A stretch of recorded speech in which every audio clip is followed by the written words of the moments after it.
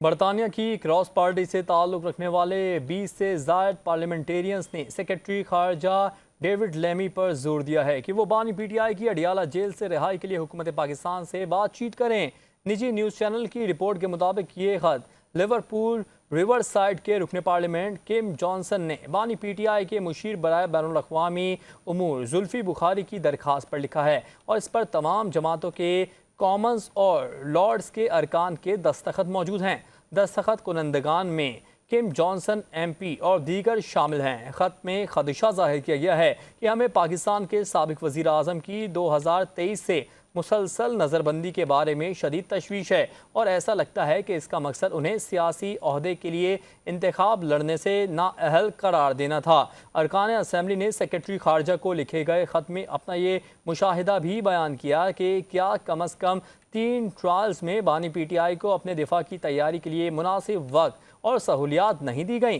ख़त में सेक्रेटरी खारजा से मुतालबा किया गया है कि इस ऐवान के ज़ेर दस्तखत अरकान इस बात पर मुत्तफ़िक हैं कि ये जो सियासी नज़ीर कायम हो रही है वो ख़तरनाक है, इसीलिए बानी PTI को फौरी तौर पर मुकदमे से पहले की नज़रबंदी से रिहा किया जाना चाहिए। हम आपसे गुजारिश करते हैं कि बानी PTI की बाहिफाजत रिहाई के लिए पाकिस्तानी हुकूमत से बातचीत करें।